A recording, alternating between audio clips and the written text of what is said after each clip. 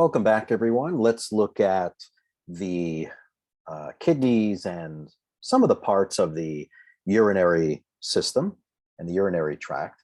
So you'll look at the dissection, and everything's kind of peeled away, all the abdominal muscles, all the fascia and tissues.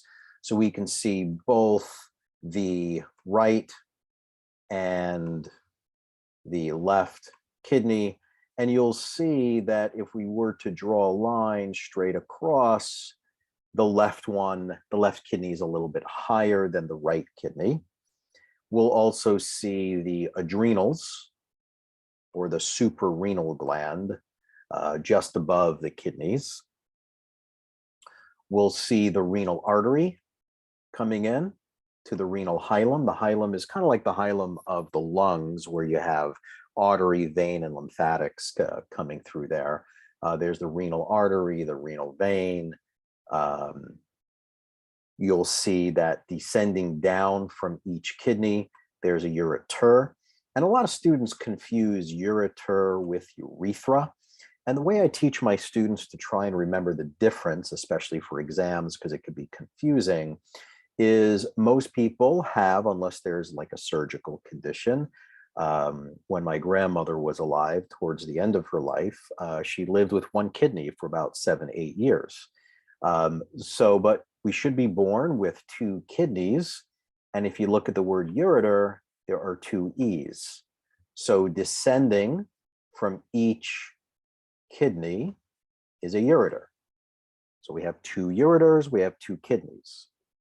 Then the ureters are going to bring the urine that is formed, all the waste products, right, that is formed from the kidney and the nephron, it's going to bring it into the urinary bladder. And then when the reflex hits the brain that you need to go urinate, you can consciously open up the sphincter and allow urine to flow out through the urethra. Notice there's only one E in urethra. So you have one urethra, but we have two ureters. Okay. Just anatomical landmarks. Here's the top of the iliac crest right here. So the right kidney is a little bit closer to that. Here's your abdominal aorta. And off of the abdominal aorta is where your renal artery comes off of. That's going to bring oxygen and nutrients needed into the kidneys. Above the kidney is the adrenal gland. And after all the oxygen is dumped right into the kidney, all the red blood and all the oxygen is dumped there. Now we have deoxygenated blood that needs to find a way back to the heart to pump that deoxygenated blood from the right ventricle into the lungs to pick up oxygen to drive it only into the left atrium. We have the renal vein. The renal vein is going to bring the deoxygenated blood into the inferior vena cava. And then the inferior vena cava is going to find a way into the right atrium, where all the deoxygenated blood is delivered. So the kidneys, that is the organ that will produce urine. Urine is going to contain water. It's going to contain ions and small soluble compounds. The urinary tract, we went over the ureters, which are the two tubes that carry urine from where? From the kidneys to where? The urinary bladder. Then the urinary bladder is this muscular sac that will store the urine. And then urethra, we only have one of them. Remember that it will carry urine from where? From the urinary bladder to the exterior. Now, urination is also referred to as micturition. You should be comfortable with both. And this is the process of elimination, or at least eliminating urine, because you can eliminate through bowel movements as well. I always ask my patients, how many times do you eliminate urinating and bowel movements each day? It tells me how well their body is detoxifying itself. Detoxification is very, very important. And we want to make sure that they're doing it just right, not excessively, because excessive urination could be very harmful. It could be a sign of diabetes. And if they're not urinating enough, I remember years ago, I had a patient who was having lower back pain. He was referred to me. He came to me after being released from the hospital. He was having intense lower back pain, intense. They released him. One of my current patients knew him at the time, said, look, go see Dr. Lindner. He came to my office and I was examining him. And when I lifted up the back of his shirt to examine his lower back, he had little beads of sweat. And I saw he had like little shakes, little chills. So I said, do me a favor, go in the restroom. Before I even treated him, I gave him a little cup and I said, do me a favor and just fill this up. It doesn't have to be all the way, midway. I was in the bathroom for about 10 minutes, maybe more. And I said, oh my gosh, I said, fill it up. I didn't tell him urine. Hopefully he's not filling it up with stool. I didn't know. Not to be silly, but I wasn't thorough enough. I didn't say, fill this up with urine. You don't know what patients are thinking. So gave a quick knock on the door and I said, everything okay? He said, yep, almost finished. And I was, praying that he knew I meant to urinate in there and not a number two. So when he opened the door, there was urine, but it was a little bit. He said, I really had trouble going. And I said, he goes, but it felt like I had to go. And I said, you on pain medication? He said, yes, they gave me this medication about a week ago, and I've been having an issue urinating. So we checked the urine through the computer and his white blood cell count was very high. So he had an infection. And I needed to figure out how high that infection was going. Was it just local? Was it in the urethra? Was it in the ureters? Was it in the bladder? Was it in the kidney? And was it spreading from the kidney into bone? So I sent him to a friend of mine who was practicing up the block for a second opinion. I said, his urine was very, very high on white blood cells. Could you double check it for me? She checked it and said, good catch. He has an infection. She sent him right away to Winthrop. He had a CAT scan and it was an infection due to the fact that the pain medication, he couldn't release the urine. So he had the stagnation of urine in the ureter and in the urinary bladder, and all the bacteria worked its way up to the kidney. The infection spread from the kidney into his bone, into his ileum and his L5. So they needed to put him on IV antibiotics. That's why he was sweating. He had an infection that he was fighting, and they didn't pick it up in the hospital. I can't figure it. But anyway, it saved him. It really did. Just being able to, when I examined him, check it, and then real quick checked his temperature, and he had a fever. So he was fighting an infection. So micturition, I also want to point out, is controlled by the frontal lobe of the brain. And just to make this a little bit relevant, years ago, I had a student who became a patient of mine, and she was peeing 30 times a day. And they can't seem to help her. So she came into me because I have more of a neurological approach in my practice to treating people. And when I covered this, she said, I think he may be able to help me. So she comes in my office. We ruled out any type of tumors, any type of cancer, anything that could be life-threatening was ruled out. They did ultrasounds on the bladder, the kidneys, nothing was there. So it led me to believe that there was some sort of disconnect between the brain and the bladder. So what ends up happening is, again, I lift up the back of her shirt. I'm examining. She's got several tattoos there, and she has these, looks like earrings, but not in the ear, they're in the skin. And I said, what are these? Now you got to remember, this is about 10 years ago. So she said, they're dermal piercings. I said, what's a dermal piercing? She said, oh, it's like an earring, but it's injected in and there's no stub. It's kind of like a permanent thing. They have to be surgically removed. So I said, I'm not judging or anything. I said, but what was your thinking process behind getting that? What were you thinking to say, this is going to be a good idea? She goes, I didn't. She goes, I do this all the time. This is why I have a problem with alcohol. I've had a problem with drugs. I pick the worst men. I just make poor decisions. And then afterwards, I'm able to think, like, why did I do that? Like afterwards, not before or during, after. And when she said that, I knew the answer. I knew where her constant urination was coming from. It was coming from the inability to inhibit. Maybe I want to get all these tattoos, but maybe I shouldn't. Maybe I want to get the dermal piercing, but maybe I won't. Maybe I want to have this relationship with this gentleman that I just met, but maybe I shouldn't. Maybe I want to drink all this alcohol and have fun and do these drugs, but maybe I shouldn't, right? So that shouldn't, that ability to rationalize and think comes from the frontal lobe. Now, the frontal lobe develops over time. Think about babies, right? Babies are wearing a diaper because they can't control their pee or their poop. Why? Because the brain hasn't fully developed, especially the frontal lobe that inhibits. That's why the heart rate is so fast. That's why they pee in their diaper all day. That's why they poop in their diaper all day. So as the frontal lobe starts to develop with time and matures, the heart rate can slow down because the frontal lobe can inhibit the pace at which it's racing. The breathing is not as quick. It slows down.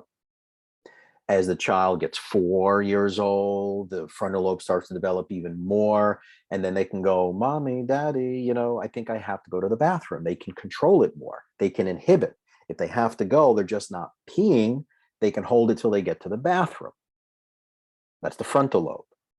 Think of what happens as people get older. When they're 90, 100 years old, the frontal lobe starts to break down and they're back in a diaper again because they can't control it. They're in an adult diaper, like Depends or something.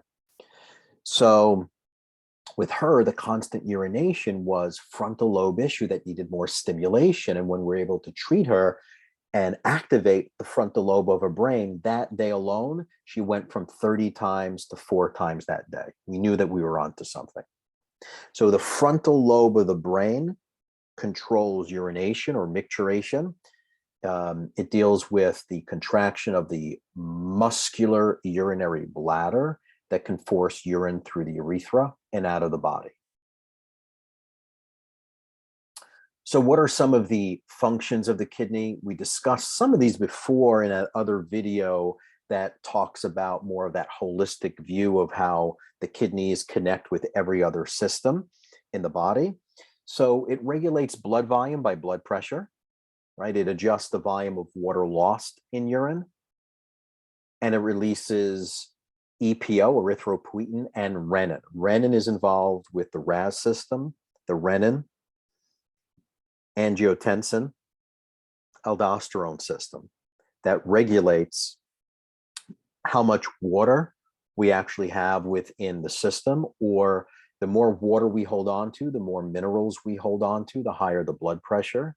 And the more water lost, the more minerals lost, the more salt, the more sodium and chloride that's lost, and then blood pressure can go down. So if the blood pressure goes down too much, the renin system is involved in trying to increase the blood pressure so we have constant liquid of blood flow through the kidneys. It regulates plasma ion concentration of sodium, potassium, and chloride. It's controlled by, at the level of the nephron, at certain levels, maybe the proximal convoluted tubule, the distal convoluted tubule, or the loop of Henle.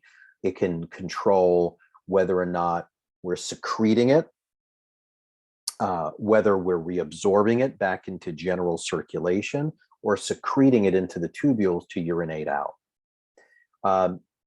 Also, it helps to regulate calcium levels through vitamin D, calcitriol. It helps to stabilize the blood pH. We always want around 7.4 pH, right? It's like 7.35 to 7.45, so around 7.4. And it does it by controlling the loss of hydrogen and bicarbonate. It kind of regulates and helps buffer the acidity or alkalinity. It can do it. Remember, there's a few mechanisms. The lungs can do it, as well as the kidneys. So really important. The kidneys produce vitamin D and EPO, so it's part of the endocrine system as well. It's involved in detoxification. It can excrete many of the waste products and foreign substances from the human body. We'll talk about liver, the liver detox system of phase 1 and phase 2. I do have a picture that we can show shortly going over detoxification, and phase 3 involves the kidneys for elimination. So in phase 1 of liver detox, you have these fat soluble toxins coming in that have to be broken down and made more water soluble so we can excrete it through our breath, through sweat, through urination, and bowel. And it's also involved in regulating blood glucose levels, which carries out gluconeogenesis, especially during fasting states. The kidney is retroperitoneal. So if we look here, here is the vertebral body, which is anterior. Here are the transverse processes, here and here. And then back here is the spinous process. And then here's your spinal cord. So this is more anterior, this is posterior, and right here is the peritoneum. And you can see that the kidneys are retroperitoneal, meaning it's behind it. It's behind it.